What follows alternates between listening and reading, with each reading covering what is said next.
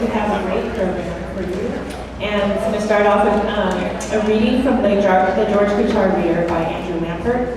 And I'm just going to introduce him real quick before we start. So, Andrew Lampert is an artist, archivist, and educator based in New York City.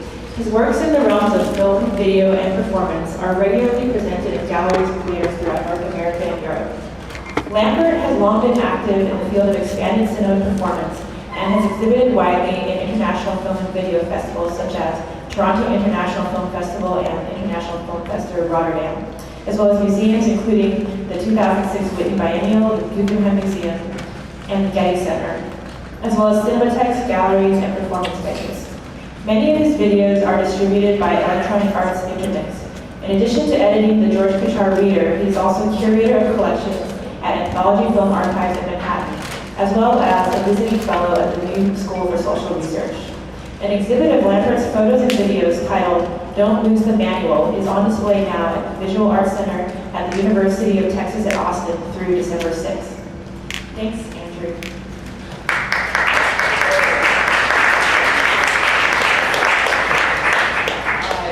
Thank you, everybody, and especially thank you to Booga, for hosting this event, and to LA Film Forum for making this possible as well. Let me ask a question. How many of you have seen a film or video by George Kuchar? Oh, good. I don't have to go into deep explanation as to who he is. George passed away in 2011, and his only other book, Reflections of a Cinematic Accessible, was published in the late 90s. It's a crazy, awkward edition that falls apart after about 2 readings. Already we were just sort of skimming through it, and was printed at like, 10 DPI. So it is another kind of book which I hope sees the light of day again, but it was the inspiration to realize initially how amazing George's writing is. And that book is a co-authored with his twin brother, Mike Kuchar. They sort of trade off in chapters, but the other funny thing about that is we can't often figure out who's writing. George, in his work, however, is very hard to imitate. You can very easily tell the difference between George and Mike Kuchar's films and videos, particularly after they ceased to be close collaborators in the mid-1960s. They started in the 1950s at the age of 12 making films when their aunts gave them an 8mm movie camera to share for their 12th birthday. And in the 50s to the early 60s, they made a series of still astounding pieces, including Pussy in a Hot Tin Roof, I Was a Teenage Rumpot, A Town Called Tempest. Their first film, well actually the first one doesn't exist anymore. It was called The Wet Destruction of Atlantis. So the first extant one is called The Naked and the Nude. And even then, these are films that don't have dialogue. There was this almost perfect sense of film language. So as children and astute viewers from countless B-movie double features on after school on Saturday afternoons, they had come to understand exactly how cinema worked and how they wanted to use it. So George went on, of course, to produce over 350 films and videos, a staggering amount. Outside of George, I'm not sure who's ever seen them all. At one point, the video artist Steve Ranke had done quite a bit of research, but then George probably did another 150 or so pieces after that. So I put the challenge out tonight. The person here who sees all of George's work will get a free copy of this book upon completion and a test that you have to take. I have them. I don't know. You could be lying to me, but anyway, I do hope that you all pick up this brick of a publication that took over 2 years to make. George, besides being a prolific film and video maker, was a very proficient writer. He had a hard drive and a laptop that were left after he passed away. He made many different essays and works in progress and letters of recommendation, which I'll read on it, as well as tons and tons of papers and over 30 different photo scrapbooks and books with mementos of his life, which are today at the Harvard, which acquired a lot of his materials right before he passed away. So in putting this book together, it required me research with individuals and institutions and at venues throughout North America and the world, really, because George's work is American as can be, but international in scope. So I'm going to read just a few things because we have a hell of a show for you tonight. And if you know George, there's a great temptation to try to imitate him, which I'm not going to do. It's too tempting almost. Let me do another show of hands. Was anybody here a student of George? Okay, so you all probably have the best way to imitate him, but I think just reading his very alliterative writing, you'll get a sense of his deep Bronx accent. Letter of recommendation. To whom it may concern. Mark Boswell is no spring chicken to be left to molt in the stinking confines of Gizzardville. His work should be free to roam the high and low country of cinema showcases that crave the crowning of new and vital vocal cords made audible, visible in the mediums of this millennium.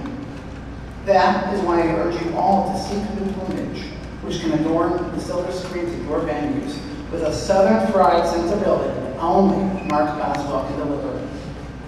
This winged serpent, reared in semi-tropical heat, can banish the chill that has descended upon your patrons. So turn up the heat and witness what only equatorial nearness can nurture. Experience the searing adventure that is Mark Boswell. Relish in his brand of Floridian grit with over-easy angst, and I bet you too can weigh in heavily on the scale of success and box office globe. Respectfully yours, George Kuchar, film professor, San Francisco Art Institute. Now, I have asked some of the people here if these recommendations ever landed them a job. The answer has been no. I have known Simone Bailey for a short time, yet she remains quite indelible to my gray matter, for she matters, period. Her serene demeanor and inner poise hide a wonderful wildness that is both shocking and soothing in its intrinsic creativity. She walks on the wild side of imaginative margins, yet has both feet firmly planted on human pathways to well-worn wonders. These wonders include the sacred and the profane, and her footprints, so far, seem to suggest that this demure yet dynamic damsel will go far and wide, left unhampered by a fossil-prone academia. Give her the magic slippers needed to scale the heights that her talents demand, and I'm sure that the article will find a Cinderella worthy of royalty in all its many manifestations. Give her a chance to try on those slippers and prepare to be bedazzled. George Kuchar, Film Department, San Francisco Art Institute. John Palmer was a student of mine for several years. He is not a flake.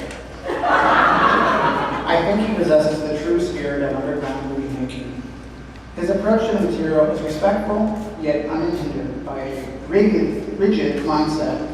His mind is clear and gracious to both the live performers and the dead medium he helps to bring back to life with his deft manipulations of sound and image. This person is serious, yet not morbid, and a joy to work with. I can heartily recommend him for any social gatherings that include educational expositions or adventurous creativity. He is top of the line on the conveyor belt of excellence, and I highly endorse his brand of artistic humanity. That was like almost a real recommendation. The student from Korea, I should say this, if you were ethnic, which is to say not from the Bronx and white, George had to make comment upon your cuisine, generally speaking, within his writings. And there were some things which are a little off color by contemporary political standards, even though these are all from the 2000s. That was George. The student from Korea, Mr. Young Yu, is a he also, as you you're going to find out. If you were attractive, you realized that and thought that your future employer should as well. The student from Korea, Mr. Young Yu, is a fine, scrappy lad with an equally impressive talent for making movies. Schooled in the science of geology, Young Yu approaches filmmaking with the same incisive gaze he excelled in when scrutinizing the bones of our planet. Not only is the man striking in physical appearance and height, he is also a finely tuned instrument constructing the magic of cinema. His heart is open to the many mysteries of classical art, along with an appreciation of the more pop elements of our culture, such as Jane Mansfield. This is not a rigid person, but a finely chiseled piece of humanity, with a core as hot as the center of our earth. His passion for female stars and the loneliness of the American panorama infuses his movies with an aim more piercing than the arrow of Eros. For this is a person who feels and brings forth a deluge of feelings from all who wander across his unfulfilling path. I have seen him advance in his film studies with the energy and wonder of the young, and I have seen his wisdom age with the finesse of an old master. The work is not frozen, but lives and breathes with avant-garde vitality. He came to the San Francisco Art Institute to learn the secrets of the obscure and arcane, and has graduated to a level very close to their exalted heights. The atmosphere is rarefied up there, but Mr. Young Yu seems to be having no trouble breathing life into a celluloid image. I'm just going to read maybe one more thing. No, I'll do two more things. The book has a lot in it. That's why it's 300-something pages. It's mostly in chronological order.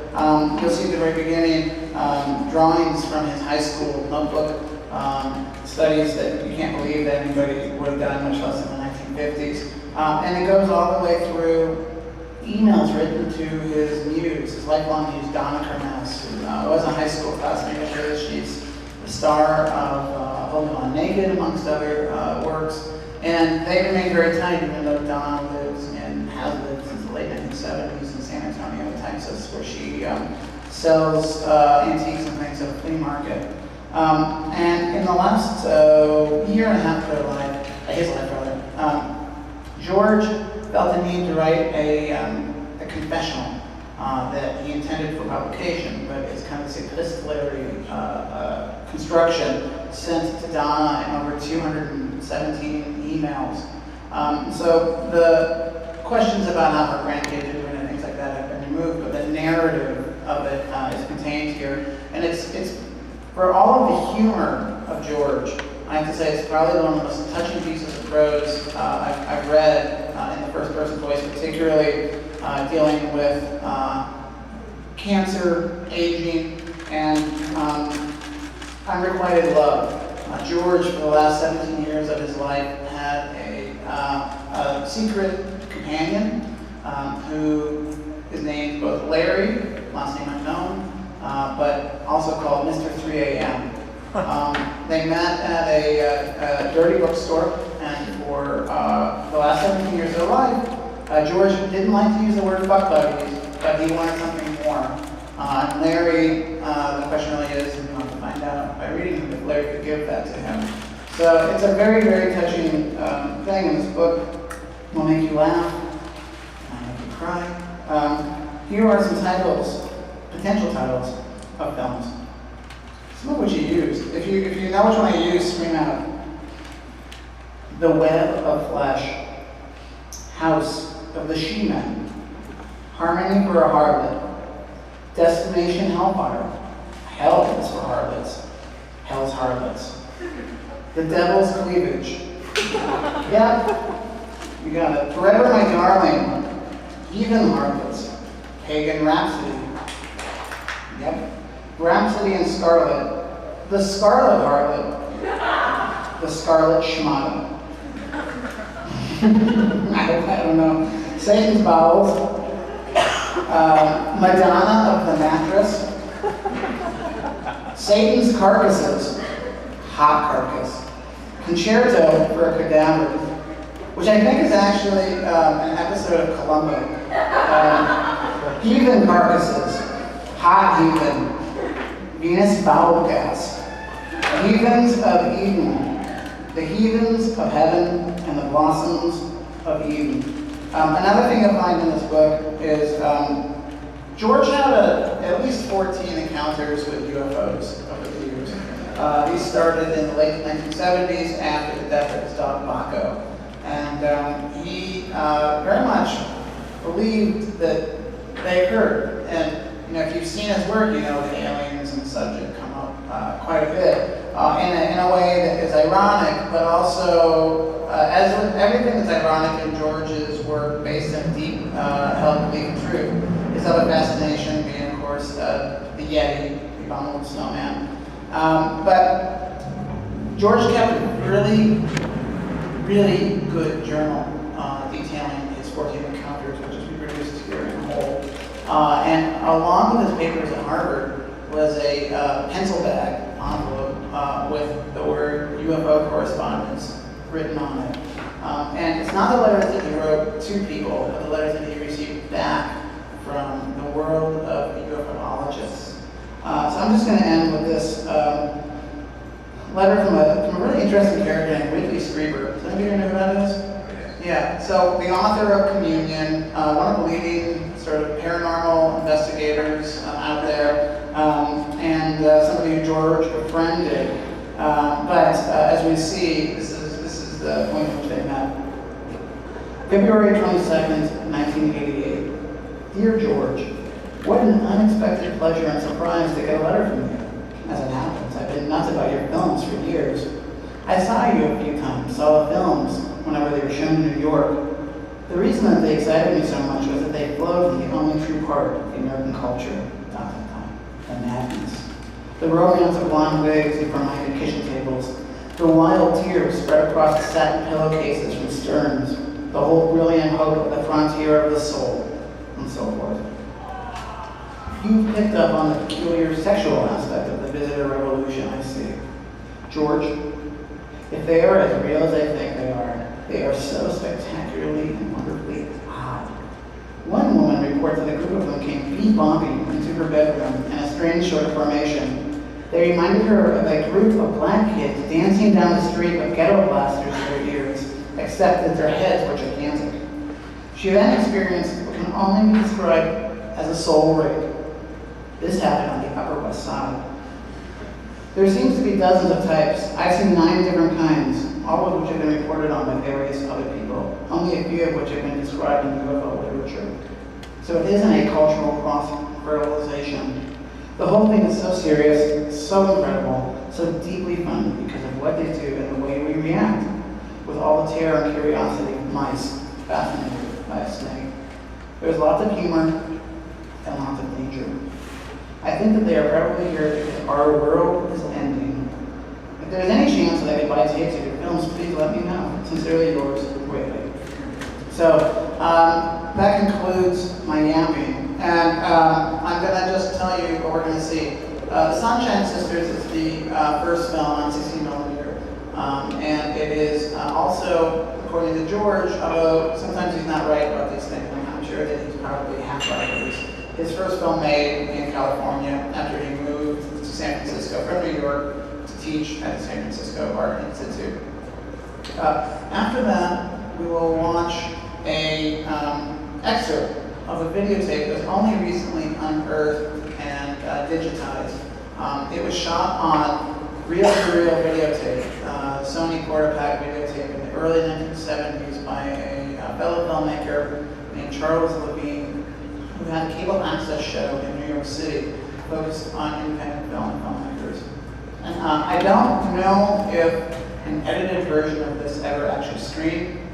We do at Anthology Film Archives where I work have the shows that were aired, but again, this one wasn't on the list, and it's a unique opportunity to see George in action on the set in the early 1970s. For those of you who were his students or who ever experienced him in that realm where he felt most comfortable in his studio at the Art Institute, you can see how his working methods evolved and also never changed.